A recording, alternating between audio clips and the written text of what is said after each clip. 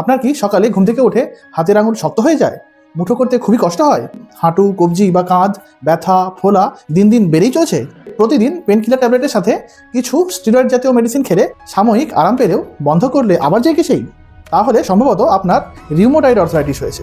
এই rheumatoid arthritis শুধুমাত্র বয়সজনিত একটি জয়েন্ট পেনের রোগ নয়, এটি একটি সিস্টেমিক অটো ইমিউন ডিজিজ, অর্থাৎ শরীরের ইমিউন সিস্টেম নিজের জয়েন্টের সাইনোভিয়াল মেমব্রেনকে শত্রু মনে করে এবং জয়েন্ট টিস্যুকে ধ্বংস করতে শুরু করে। ফলে দীর্ঘস্থায়ী ইনফ্লামেশন, কার্টিলেজ ও হাড় ক্ষয়ে স্থায়ীভাবে ক্ষতিগ্রস্ত হয়। এই ড্যামেজ একবার হয়ে গেলে পুরোপুরি আর ভালো হয় না। এটাই এই রোগের সবথেকে বড় রিস্ক। নমস্কার, আমি ডাক্তার শান্তনু হালদার, একজন হোমিওপ্যাথিক প্র্যাকটিশনার।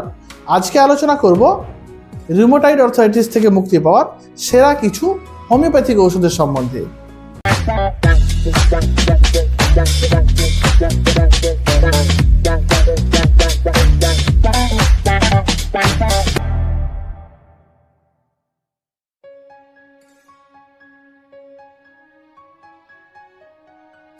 বিধিসম্মত সতর্কীকরণ। মনে রাখবেন, এই ভিডিওটি শিক্ষা এবং সচেতনতার জন্য, এটি কোনো ব্যক্তিগত চিকিৎসার বিকল্প নয়। আপনার হোমিওপ্যাথিক ডাক্তারের পরামর্শ নিয়ে তবেই ওষুধ ব্যবহার করুন। শুরু করার আগেই একটি বিশেষ অনুরোধ। আমি বিভিন্ন জটিল রোগের হোমিওপ্যাথিক ট্রিটমেন্টের বিষয় নিয়ে সহজ বাংলায় ভিডিও বানিয়ে থাকি।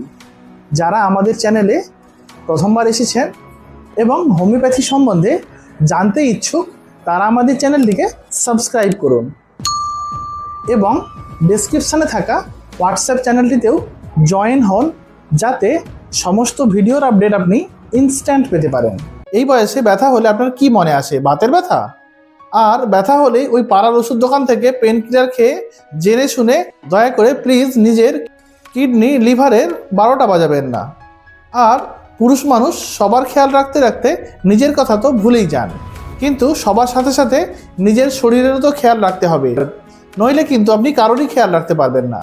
তাই শুধুমাত্র এই ব্যথার বড়ি খাওয়ার আগে চলুন এই রোগটা সম্বন্ধে একটু ইনডেপথ জেনে নিই। আর্থ্রাইটিস বা বাতের ক্ষেত্রে বেশিরভাগ ক্ষেত্রেই এই 4 ধরনের আর্থ্রাইটিস খুবই কমন, যেমন রিউমাটয়েড আর্থ্রাইটিস, বয়স্কদের অস্টিও আর্থ্রাইটিস, ইউরিক অ্যাসিড বেড়ে গিয়ে গাউট বা গেঁটে বাত, অ্যানক্লাইজিং স্পন্ডিলাইসিস। এছাড়াও খুব রেয়ার, যেমন মূত্রনালী বা অন্ত্রের সংক্রমণের পরে রিঅ্যাক্টিভ আর্থ্রাইটিস, সোরিয়াসিস নামক চামড়ার রোগে আক্রান্ত ব্যক্তিদের সোরিয়াটিক আর্থ্রাইটিস। এছাড়াও কিছু ব্যাকটেরিয়ার দ্বারা জয়েন্টে সংক্রমণ হয়ে সেপটিক বা ইনফেক্টিভ আর্থ্রাইটিস। এছাড়াও একটু রেয়ার কিন্তু 16 বছরের নিচে বাচ্চাদের জুভেনাইল ইডিওপ্যাথিক আর্থ্রাইটিসও হয়। আজকে আলোচনা করব রিউমাটয়েড আর্থ্রাইটিস নিয়ে। এক কথায় বলতে পারেন, এই রিউমাটয়েড আর্থ্রাইটিস আজকালকার বৌমাদের মতো। শোনো, আমরা বৌমা না, আমরা বোমা। আমরা আমাদের বরের মুখের ওপর ওদেরই মান নামে বদনাম করার দম রাখি। এই তোমার মা নিজেকে কি ভাবে? তোমার মা একটা দজ্জাল মহিলা। বাপের বাড়ির ভুল শিক্ষার কারণে শ্বশুর বাড়ির লোকেদের এবং নিজের স্বামীকেও শত্রু মনে করে, ঠিক যেমন নিজের সোনার সংসারে আগুন লাগিয়ে সংসার ছাড়খাড় করে দেয়, ঠিক সেই রকম বাপের বাড়ির বা ওই নৈতিক শিক্ষাহীন বান্ধবীর মতে ওরা তোমার ভালো চায় না। স্বামী সে তো আসলে মায়ের ভেড়া। শ্বশুরবাড়ির বিরুদ্ধে এই ধরনের নেগেটিভ কথা, অযথা সন্দেহ এবং ভুল শিক্ষা নিতে থাকে। রিউমাটয়েড আর্থ্রাইটিসেও ঠিক সেরকমই হয়। জেনেটিক প্রবণতা তো আগে থেকেই থাকে, তার সাথে সাথে স্ট্রেস, ধূমপান, ইনফেকশান ইত্যাদির প্রভাবে এই ইমিউন সিস্টেম বা আপনার প্রতিরোধ ক্ষমতা ওই বৌমার মতো ভুল শিক্ষা পায়। ফলে শ্বশুরবাড়িকে নিজের সংসার না ভেবে পরের ঘর ভাবে। বৌমা তখন শ্বশুরবাড়ির সবাইকে, এমনকি নিজের স্বামীকেও শত্রু মনে করতে শুরু করে। ঠিক সেই রকমই রিউমাটয়েড আর্থ্রাইটিসে ইমিউন সিস্টেম নিজের জয়েন্টের এই সাইনোভিয়াল মেমব্রেনকে শত্রু মনে করে আক্রমণ শুরু করে। ফলে সাইনোভিয়াল ফুলে যায় এবং প্যানাস তৈরি হয়। এরপর কি হয় তা আমাদের সবারই জানা। নিজের সোনার সংসারে সন্দেহ, ঝগড়া এবং অবিশ্বাস ঢুকে পড়ে, আগুন লাগে ঘরের ভেতরেই, আর ধীরে ধীরে সংসারটা ছারখার হতে থাকে। রিউমাটয়েড আর্থ্রাইটিসের ক্ষেত্রেও এই পর্যায়ে সাইনোভিয়াম অস্বাভাবিকভাবে ফুলে যায় এবং কার্টিলেজ আর হাড় ধ্বংস হতে শুরু করে। এরপর হয় আমাদের চিরপরিচিত সাংসারিক অশান্তি, পরকীয়া, মামলা, ডিভোর্স। এইভাবে একটা ভালো সম্পর্ক ভেঙে যায়, যেটা আর আগের মতো করা যায় না। এই রিউমাটয়েড আর্থ্রাইটিসের ক্ষেত্রে এই জয়েন্ট ড্যামেজ হয় এবং ডিফর্মিটি তৈরি হয়। এই ক্ষতি এতটাই স্থায়ী যা পুনরায় আর সম্পূর্ণ ভালো করা যায় না, এবং তার থেকে শুরু হয় মর্নিং স্টিফনেস। ঠিক যেমন মানুষ ডিভোর্সের পরে একাকিত্বে ভোগে, নতুন করে কাউকে আর বিশ্বাস করার সাহস করে উঠতে পারে না। জীবন এবং জয়েন্টের স্পেস দুটোই সকলের জন্যই শক্ত হয়ে ওঠে। রিউমাটয়েড আর্থ্রাইটিসের ক্ষেত্রেও সকালে ঘুম থেকে ওঠে কিন্তু জয়েন্ট শক্ত আর ব্যথায় ভরা, নড়াচড়া করলেও আরাম আসে। এটাই এই রোগের গুরুত্বপূর্ণ সংকেত। এই প্রবলেমটা শুধুমাত্র জয়েন্টেই সীমাবদ্ধ থাকে না। যেমন একটা সংসার ভাঙলে সেটা শুধুমাত্র ওই বাড়িতেই থামে না, সমাজেও ছড়িয়ে পড়ে। বাচ্চা, আত্মীয়, চারপাশের মানুষ সবাই ক্ষতিগ্রস্ত হয়। রিউমাটয়েড আর্থ্রাইটিসের ক্ষেত্রেও এই প্রবলেমটা কিন্তু শুধুমাত্র জয়েন্টেই সীমাবদ্ধ থাকে না। আপনার হার্ট, ফুসফুস, চোখ, এমনকি রক্তেও ক্যান্সারের মতো গোটা শরীরে প্রভাব ফেলে। তাহলে আমরা কি বুঝলাম? এই রিউমাটয়েড আর্থ্রাইটিস কোনো বয়সজনিত জয়েন্ট পেন নয়। এটি ঠিক সেই আত্মঘাতী ভুল বোঝাবুঝির মতো, যেখানে শত্রু বাইরে নয়, শত্রু তৈরি হয় নিজের ভেতরেই। এই রিউমাটয়েড আর্থ্রাইটিসের জন্য আপনি কি ব্লাড টেস্ট করাবেন? এই রিউমাটয়েড আর্থ্রাইটিসের জন্য আপনি করাবেন ব্লাডের কমপ্লিট ব্লাড কাউন্ট, এছাড়াও সবথেকে গুরুত্বপূর্ণ আরএ ফ্যাক্টর, তার সাথে সাথে অ্যান্টি-সিসিপি। এই তিনটে জিনিস করলেই মোটামুটি ধরা পড়ে যায় আপনার রিউমাটয়েড আর্থ্রাইটিস আছে কি না। এর সাথে সাথে আমি আরও তিনটে জিনিস সাজেস্ট করি, সেটা হলো যে TSH বা থাইরয়েড স্টিমুলেটিং হরমোন, এবং ভিটামিন D3 এবং IgE। এই কয়েকটা জিনিস করে নেওয়া উচিত। তাহলে চলুন জেনে নিই কিছু হোমিওপ্যাথিক ঔষধের সম্বন্ধে, যার দ্বারাই আপনার সম্পর্ক না সেটা আমি ভালো করে উঠতে পারবো না। আমি আপনার এই রিউমাটয়েড আর্থ্রাইটিসের জন্য কিছু হোমিওপ্যাথি মেডিসিনের কথা চলুন আলোচনা করে নিই। এই রিউমাটয়েড আর্থ্রাইটিসের কম্বিনেশানে আমরা প্রথমেই যে মেডিসিনটি ব্যবহার করব সেটির নাম হলো স্টেলারিয়া মিডিয়ান।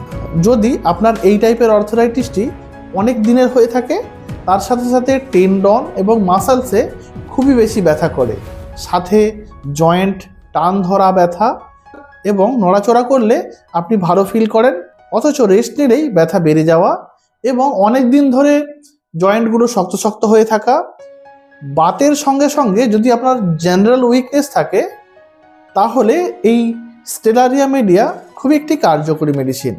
তাহলে আমরা এই কম্বিনেশানে মিশিয়ে নেব স্টেলারিয়া মিডিয়া 30 CH পোটেন্সিতে 11 ml। এরপর ব্যবহার করব রাস টক্সিকোডেন্ড্রন। এই রাসটক্স একটি ক্লাসিক রিউমেটিক মেডিসিন। এই রাসটক্সের যে প্রধান লক্ষণগুলি হলো, তার মধ্যে থেকে সবথেকে ইম্পর্টেন্ট হলো মর্নিং স্টিফনেস। এছাড়াও প্রথম নড়াচড়ায় খুব ব্যথা, অথচ একটু চলাফেরা করলে আপনি একটু আরাম ফিল করেন। তার সাথে সাথে যদি ঠান্ডা ভেজা আবহাওয়ায় আপনার ব্যথা বাড়ে, তাহলে এই কম্বিনেশানে আমরা মিশিয়ে নেব রাস টক্সিকোডেন্ড্রন 30 CH পোটেন্সিতে। এরপর ব্যবহার করব আমাদের চিরপরিচিত আর্নিকা মন্টানা। যদি আপনাদের এই ধরনের পেন, সফট টিস্যু এবং তার সাথে সাথে মাসলসের ইনভলভমেন্ট হয় এবং ব্যথাটা এতটাই জোরালো হয় মনে হয় যে কেউ মেরেছে, তার সাথে সাথে অল্প চাপ দিলেও যদি আপনার ব্যথা অনুভব হয় এবং এরকম মনে হয় যে কেউ আপনাকে না ছোঁয়ে, মানে অল্প ছুঁয়েও যদি ব্যথা হয়, এবং দীর্ঘদিনের ইনফ্লেমেশনে এটি একটি ডিপ অ্যাক্টিং রেমেডিস, তাহলে এই কম্বিনেশানে আমরা ব্যবহার করব আর্নিকা মন্টানা 30 CH পোটেন্সিতে 11 ml। এরপর আরও একটি মেডিসিন ব্যবহার করব, সেটি হলো সিমিসিফিউগা। এই সিমিসিফিউগা আপনার যদি মাসলস, টেন্ডন এবং লিগামেন্টে স্ট্রেচিং পেন হয়, তার সাথে সাথে যদি আপনার এই রিউমেটিক পেনটি নার্ভাস ইনভলভমেন্টের কারণে হয়, তার সাথে সাথে ছিঁড়ে যাওয়ার মতো ব্যথা, গলা, ঘাড় এবং আপনার হাতের এই উপরের অংশটা যদি ব্যথা হয় এবং মানসিক চাপের সাথে সাথে যদি ব্যথাটা বাড়ে, তাহলে এই সিমিসিফিউগা খুবই কার্যকরী মেডিসিন। তাহলে আমরা এই কম্বিনেশানে ব্যবহার করব সিমিসিফিউগা 30 CH পোটেন্সিতে 11 ml। এরপর ব্যবহার করব ডালকামারা। এই ডালকামারা যদি আপনার কোনো সিমটম ঠান্ডা ওয়েদারে বেড়ে যায়, তাহলে এই ডালকামারা খুবই কার্যকরী মেডিসিন। ঠান্ডা স্যাঁতস্যাঁতে আবহাওয়ায় যদি আপনার ব্যথা বেড়ে যায় এবং বর্ষাকালে আপনার এই রোগটি ফ্লেয়ার আপ করে, এবং হঠাৎ করে যদি ওয়েদার চেঞ্জ হলে আপনার জয়েন্ট পেনের ব্যথাটা বেড়ে যায়, তাহলে এরকম কেসে ডালকামারা খুবই কার্যকরী মেডিসিন। তাহলে আমরা এই রিউমাটয়েড আর্থ্রাইটিসের কম্বিনেশানে ব্যবহার করব ডালকামারা 30 CH পোটেন্সিতে 11 ml।